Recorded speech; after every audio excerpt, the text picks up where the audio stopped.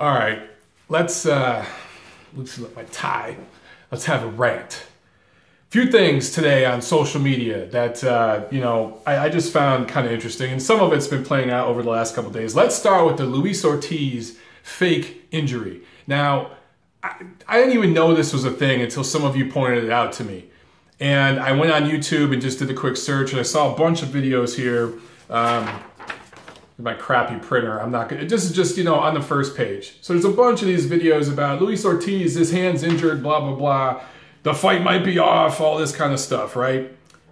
Because there was a picture, I guess, of Luis Ortiz going around where he had a bump on his hand. Okay, now, as usual, people just start posting a million videos, trying to get clickbait, trying desperately, like desperate housewives, to get people to, cling to them, to subscribe to their channel, all this stuff, right?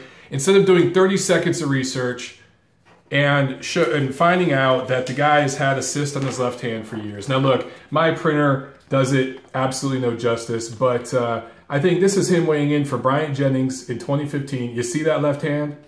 And this is him weighing in for Malik Scott in 2016, I believe. There's the left hand. Now, this is just a crappy black and white printer, but I tweeted these pictures today, and it's clear the guy's had a cyst on his left hand for years. Now, does that mean that there's absolutely not some sort of injury? And we might find out that his team will say, maybe there is a cyst or some sort of growth, and it started to expand. Maybe there was a break years ago and it healed funny, and it re-broke, and there's some kind of crack or something. No, maybe we'll find out indeed that there's an injury or something. But for channels, especially channels claiming to be media, calling themselves media in any way, making videos, especially with misleading headlines, that there's a confirmed injury coming out of the camp and a fight could be off or there's something going on, that's misleading, that's inappropriate, that's intellectually dishonest, because that's not the truth. They had the press conference today. There's absolutely no mention of any injuries or the fight being off. It's going down Saturday. Again, we might find out maybe there is an injury coming into the fight, but nothing's been confirmed. Nothing's been talked about. The fight's not in jeopardy. So to make all these videos on YouTube about this kind of stuff, that's the kind of clickbait crap that drives me nuts. It drives me absolutely nuts. And it proves that most of those channels doing that are fan channels that have actually never been to the gym and never seen Luis Ortiz up close, because if you've been up close with them, you notice the bump on his hand. You can't miss it, okay? You can't miss it. So anyway, just stop clicking on those videos. If you want to click on the videos, if you like that tabloid stuff and it's fun to you, cool. Just don't ask me about it, okay? Don't ask me about it, because I got a lot going on, guys, and I got too much time to dedicate to that stuff. Okay, now here's what I really wanted to rant about. Who doesn't love a good racial debate, a good race rant, right? That's our favorite. Boy, it's about to get uncomfortable. So Abel Sanchez created a little firestorm recently on a little portion of the YouTube fan channel island universe, right? There's this group of YouTube channels. Some of them are very popular. They have tens of thousands, even hundreds of thousands of subscribers. And they get credentialed to fights. Some of them get credentialed to fights. But ultimately, really what these channels are is fan channels. And there's nothing wrong with fan channels. We need them. Fan channels are good for the sport. But when you have fan channels, especially big fan channels with big platforms, calling themselves media and promoting divisive, misleading, purposely misleading rhetoric, that's not good. It's not healthy for the sport, and it's part of what's hurting the sport in America, particularly right now, because these entities don't exist as much in other markets around the world, in the boxing world, I should say. Of course, the internet is global, but you know what I'm saying. These channels are targeted to the American fan base, a portion of the American fan base. And so anyway, Abel Sanchez was basically, the Triple G Canelo rematch. We just had the press conference here in Los Angeles a couple days ago. It was cold as hell out there. My hands are still cold from that thing. But there was a lot of questions there, but these questions started before. You know, that fight has been announced recently, and both teams have been talking, doing interviews, all this stuff. And Abel Sanchez has been more vocal than ever, at least not ever, but more vocal than he has in recent years in the lead up to this rematch. No doubt there's an edge there, and you could tell that in Team Golovkin, you know, Loeffler and Golovkin and Sanchez, they all sat down and kind of decided who was going to take the more vocal role in this promotion. Because you know Loeffler ain't going to do it. He's always going to be pragmatic. And you know Golovkin ain't going to do it. It's just not in his personality. So Sanchez has taken that role and run with it. In some recent interviews, basically, and I'm paraphrasing here, guys. I'm not going to read quotes and go all into this. It's not worth that much of my time, to be honest with you. Because this whole thing really isn't that big of a deal. I'm talking about it because it's the reaction to it that's such a big deal, that's so hypocritical. I'll get to all that in a minute, okay? Basically, he was being asked about the first fight and Canelo Alvarez's style. And he talked about Alvarez running a lot and fighting in a boring way. And he started to talk about the last super fight before Canelo Golovkin. The previous super fight before that was Mayweather Pacquiao. And that, of course, was a much bigger super fight. Pound for pound, when you consider the hype that went in and the years of development that went into that Mayweather-Pacquiao fight back in 2015, you're talking 6 or 7 years of hype. The media hype, the media frenzy, the amount of buys, the overpriced nature, not just of the pay-per-view, but the tickets, even for the weigh-in, they were charging people, right? The way that the hardcore boxing fan and hardcore boxing press was kicked out of that promotion to make way for all these casuals and celebrities and stuff. The expectation, right, versus what people actually got, it might be pound for pound the greatest letdown in boxing history for a major fight like that. Seriously. The biggest bust, the biggest dud, at least in the modern era. Now, there have been plenty, if you go back in boxing history, if you start going back 80, 90 plus years, there have been bigger bubbles burst, okay? But this was a massive dud. And so, obviously, Abel went to that. And you talked about Mayweather because he was the A-side. He was the guy who, at least in the last couple years of build-up, was the reason it was delayed. Early on, it was Pacquiao. You could argue that was the reason it wasn't being made. But Mayweather gets more of the blame for the dud that was. Okay? And he was talking about Mayweather's style. And he was comparing it in some ways to what Canelo did against Golovkin and making those sorts of comparisons. And then race came up, and through other subsequent interviews and talks where Sanchez was on a couple of podcasts, I think, and stuff like that, or I think he was on one of the really popular fan channels doing a talk. I think he called in to one of the popular fan channels that regularly twists his words and other fighters and promoters and trainers' words that they don't like, twist them to promote certain narratives, racially divisive, ethnically divisive, culturally divisive narratives. It's what that particular fan channel and several other of that ilk do. And Abel Sanchez is aware of this, and the whole team, the whole Golovkin team's aware of it, yet they still, in a polite way, do interviews and stuff with these folks. So during these conversations, it might have been more than one, but I believe it all started from one conversation. The question came up about black fighters. The issue came up. I won't say question. The issue came up, and Sanchez talked about black fighters, particularly American black fighters, fighting in a more defensive style, what he calls the sweet science, right? Which is what we all know what that is. Talked about fight fans not necessarily wanting the sweet science, them wanting blood and guts, them wanting action, them wanting one guy trying to hurt the other guy trying to hurt the other guy back. That's what fans want to see. That's what's exciting. That's what sells fights. And again, all this was surrounding originally his issues with the way Canelo fought in the first fight, because Canelo was promising him and his team that they were going to knock out Golovkin, and they were making all these big promises. And then in his eyes, this is Sanchez talking, it was a bit of a letdown. And he says, and of course he's playing this up to hype up the rematch, that Canelo lied to his fans, right? And if you saw, and I posted this on my video when we were there at the Los Angeles presser, Canelo himself and Sanchez himself were going at it back and forth. And that's basically, and Canelo said that Sanchez lied to his fans because Sanchez promised they were going to knock out Canelo, and there's all this back and forth. Okay, so in this conversation, because these channels, these fan channels that race bait, that live on this island, there's kind of this little activist island of this group of YouTube fan channels. And some of these guys get credentialed to fights because they know people and stuff like that, or have built up a big enough profile, and they have what they call interns working for them to go to these fights and post videos and stuff. Some of them don't. They're just fan channels, you know, where they don't go to fights. But they live on this little island, and they see everything through a certain filter, and there's extraordinary bias.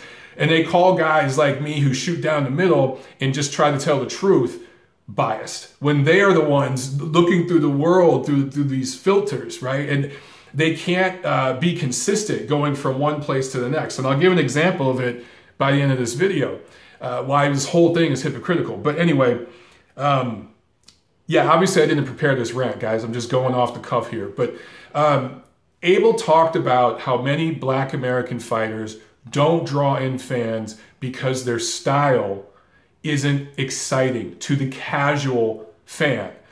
The nuanced fan, the educated fan that appreciates the sweet science, that's one thing, but that's not the casual fan, and that's niche. That group of people is very niche in the United States these days, right? The people that sell the pay-per-views, or the people that buy the pay-per-views, that's your casual fan. And it's particularly casual fans who grew up watching the UFC and stuff, these really young people. And the UFC has done a great, masterful job marketing and almost selling them. They don't even understand what they're buying when they buy that product. And they're expecting a certain thing now every time they see two guys in armed combat. Hand-to-hand combat, I should say, not armed. So Black American fighters who use the sweet science, who fight in a defensive style, are going to have trouble branding themselves and marketing themselves to casual sports fans. Now, we could say the same thing about Caucasian Anglo fighters who fight in a defensive sweet science type of style. We could say the same thing about Mestizo Mexican or Mulatto Puerto Rican or Mulatto Dominican fighters, whatever. Asian fighters, different types of Asian fighters from around the world. Anglo-American fighters like Caleb Plant. I'm sure Abel Sanchez would tell you, Abel would tell you that Caleb Plant is going to have problems appealing to the casual fan base.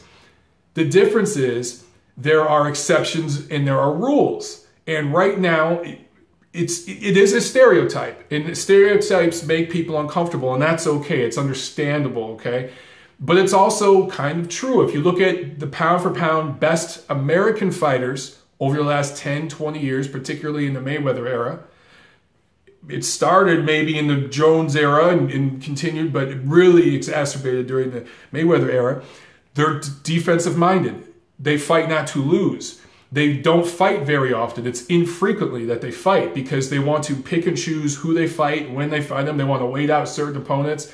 There's a certain protocol, and particularly those aligned with Al Heyman and the Watsons and the way they go about business, the way they make their fights and structure things.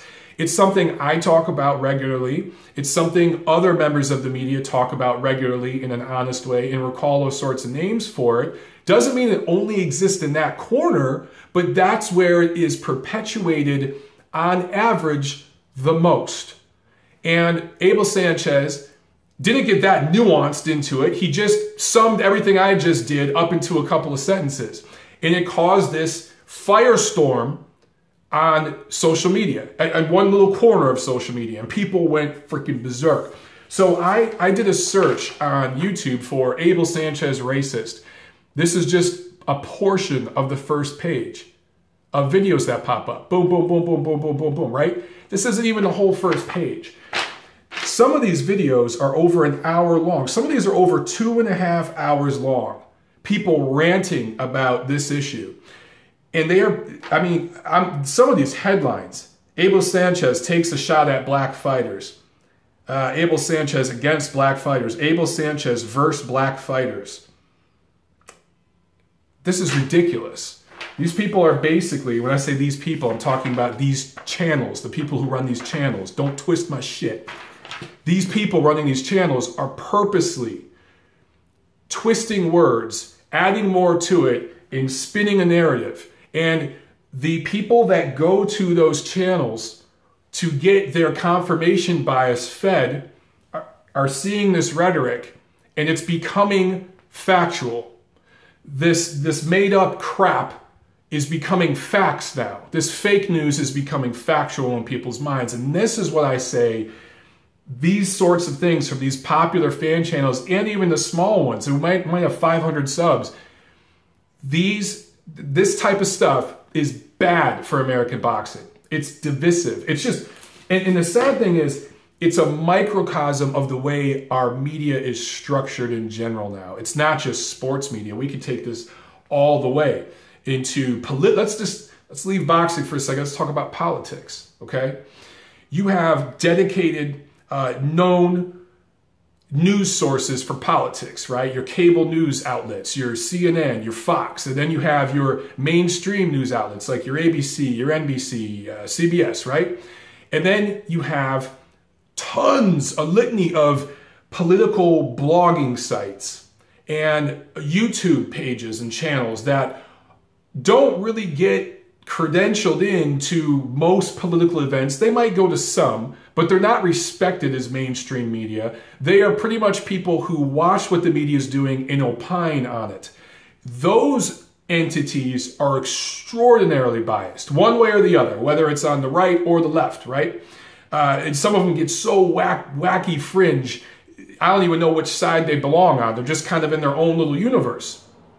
Some of them are extreme race baiters, gender baiters, sexual preference baiters, you know, all this stuff. And they twist and construe everything that's happening, whether it be in the White House or in DC, in Congress, or maybe in other countries, other parts of the world, and they twist it and spin it in a certain narrative because people out there in the social media world, they're junkies for that. There are junkies for that stuff, and they will seek out those entities to have their confirmation bias, I guess, confirmed, reaffirmed, right? So this is a microscopic, tiny little microcosm of that in the boxing sphere with these channels. And again, some of them are small channels. It's just a kid. It's just an 18-year-old kid who lives at home with his parents. He's got 1,000 subscribers. But some of these have tens of thousands, hundreds of thousands of subscribers, and they have some people that occasionally get credentialed to fights. And this isn't cool.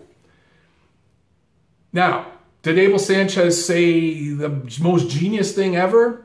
Could he have given more details? Sure. But here's the thing. In subsequent interviews, he has gone and given more details. At the Triple G Canelo 2 presser, people were asking him to dig a little deeper into what he was talking about and talk about Mayweather and his style. And Abel made a point that, you know, Mayweather back when he was 130, 135 pounds, he was a very exciting fighter. It's once he became civilized and became a businessman at 147 that he became boring. By then, though, he was an established star. Floyd's an anomaly, right? And a lot of these guys coming up now think they can fight just like Floyd and that the pay-per-view money will just show up. It doesn't happen that way. You have to build yourself up, and you either have to have the personality that Floyd did, or you have to build yourself up and be exciting at least early on, or create this villain character. Floyd was an anomaly. All these guys coming up, they're not going to be Floyd. They're just not going to be Floyd. But, you know, Abel also brought up the fact that he trained Terry Norris, black fighter, taught him the Mexican style of fighting, the way he's doing with Golovkin. And Terry Norris is a beloved fighter. Die-hard fight fans loved Terry Norris. He's a black fighter. So, again, there's exceptions, there's rules, and there's exceptions.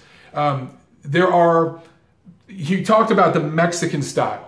Abel Sanchez's heritage is Mexican, obviously. And what I find funny about all this is he's this racist guy or whatever. He was dissing Canelo Álvarez, who is also of Mexican heritage. Canelo Álvarez is a white Hispanic. And I know some of you will be, he's Mexican, he can't be white. His DNA comes from Europe, the overwhelming majority. He is Caucasian. His race is Caucasian. His heritage is Hispanic, okay? So Who is Abel Sanchez racist against? Because he was bashing a white guy from Mexico. So is he prejudiced against people, fellow Mexican heritage folks? Is he racist against Caucasian people? Is he racist against black people? Well, then why did he work with Terry Norris? Why do they have this, this respect and rapport for each other with all the success that they accomplished? Why does he, talk about them all the time and try to mirror his younger fighters after him and some of the other guys that he worked with back in the day? Pick one. You can't, because you're all over the place. You're not being consistent, okay? And what I find funny about all this is just today, Deontay Wilder, this is why all this is relevant. Remember recently, Deontay Wilder was on one of the boxing sites, I can't remember which one, doing an interview. And he said, and again, I'm paraphrasing, but he said basically that if I don't get no love from the fans, I'm not popular because I'm black. He didn't talk about lack of promotion. He didn't talk about inconsistencies in his performance. He didn't put any of the blame on him for fighting down to the level of his weak opposition. He didn't put any of the blame on some of his opponents getting busted for drugs and not being there, or his management. Well, it's written into his contract that he can't criticize his advisor, but he didn't talk about the shadow promoters he's been working with. He didn't talk about any of this. He blamed it solely on race. He said it's because he's black. That's why Abel Sanchez's comments are so relevant in this whole thing. And today, Deontay Wilder, in an interview with one of the boxing sites during the press conference for Luis Ortiz, man, it's funny how this whole thing is coming full circle. We're back to Luis Ortiz. But Wilder said, let's see, what is the quote? He was talking about Eddie Hearn. Of course, Deontay Wilder was asked about Anthony Joshua because that's the fight that the casual fans, the mainstream sports media is starting to warm up to. That's the next big super fight. It's a little premature. I think it's going to happen next year. It won't happen this year. And Deontay Wilder and his team know that. And by the way, so does Eddie Hearn and Anthony Joshua. This is all part of the sausage being made, guys. It's going to happen next year. But he says Eddie Hearn is just another white man milking a brother. And I guess by brother, obviously, he means Anthony Joshua. And then he adds, I don't have no filter, that's why people love me. And then he goes on to talk about, I made him offers, they didn't accept him, blah, blah, blah, which is all bullshit. Okay, so that comment right there, he made a racially charged comment, not only dissing Eddie Hearn as a quote-unquote white man, but really, in a sense, bashing Anthony Joshua. If you think about it, right? And calling him, there's all sorts of words I could pull out. House, blank, and all kinds of stuff that Deontay is basically alluding to. Here's the thing.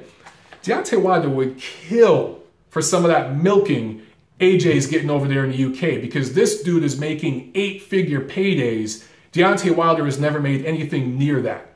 So the whole comment is stupid and reeks of jealousy and insecurity. I want to say Napoleon complex, but that doesn't work for Wilder because he's too damn tall for that. But the reality is he would kill for some of that milking that Anthony Joshua is getting. And combined with his comments a month or so ago about him not getting no love because he's black, combined with this Eddie Hearn comment, you would think that there would be just as much outrage in the YouTube sphere and the Twitter sphere about these comments, right? It looked like this, the Abel Sanchez stuff. There'd be pages and pages. Guys, I literally just did a search before I filmed this. I saw 3 videos about this, and all 3 of them were just playing the clip. They were like 2 or 3 minutes long, literally just playing the clip of what Wilder said. There's no, Deontay Wilder is in the Ku Klux Klan, and he hates, he's a black activist, supremacist, radical, and he wants to kill everybody, and he watches Black Panther while he jerks off and listens to Farrakhan while he washes his balls. There's no headlines like this all over YouTube. There's no 2-hour plus long conversations, heated debates talking about this stuff. There's 3 videos talking about it, and they're just a few minutes long playing the clip. That's it. So I find it ironic that the outrage over what Abel Sanchez said, which has a validity of truth to it, it has a nugget and a seed of truth, and it directly correlates to Deontay Wilder's issue and a lot of other black American fighters' issue with the lack of star power they have right now compared to decades ago. I find it interesting that you don't have the same outrage over Deontay Wilder's stuff. Funny how that works, right? And that's why I wanted to talk about this whole thing. So guys, when it comes to YouTube, you got to watch what you're watching. You got to watch which channel you're going to for news. Now, again, if you love debating and talk and dealing with trolls, and if that's fun for you, go for it. Just don't involve me in that crap because I'm way too busy for it.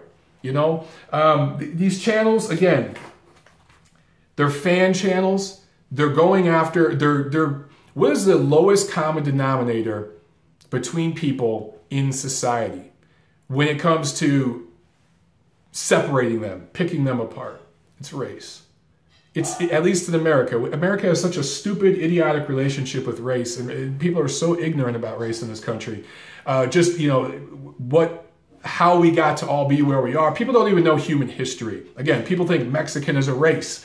It's just idiotic the way America, our relationship with race is in this country. But it's the easiest way to divide people and get people arguing. Black, white, Republican, Democrat, rich, poor, male, female, gay, straight, right? And some of these channels have figured that out and they go right into it and there are people out there who love that and that's what they want. Cool, good for them. If you want actual news, I'm not going to report about an injury until it's confirmed, until I have word confirmed from a team. Then I'll talk about an injury. You know what I'm saying? That's the way it's supposed to be done. And for all those channels that were talking about Luis Ortiz hand injury, if you're calling yourself media, you should be ashamed of yourself because 2 minutes of journalistic work, doing a little bit of research, you could have solved this. You could have solved that. This took 30 seconds. Actually, I didn't have to do the search because I knew he had a cyst on his hand. Again, if you see him up close, you can't miss it. But if you would have made a video about that and made the title, "Could there be an injury? Let's discuss this injury." And you included the picture that's going around, the viral picture that's in all these thumbnails, right? I love that they're using this picture that makes it look like he's got this freakish injury. But you could have also included these pictures in your video. That's called journalism, guys. That's called getting some background information to add to the current information and providing some contrast. That's some journalistic work. That's 2 minutes of journalistic work. That's all you had to do. And then I'd have no beef with what you're doing, okay? For all the race baiting stuff with Abel Sanchez, yeah, what he said was racially charged, but it's not the same thing as saying, just another white man milking a brother, or I have no fans just because I'm black. One is a completely ignorant, racially charged, disgusting thing to say. Number one, about an Anglo guy, but number two, about a black guy, because you're belittling him more so even than the white guy in that statement. That's a racist statement.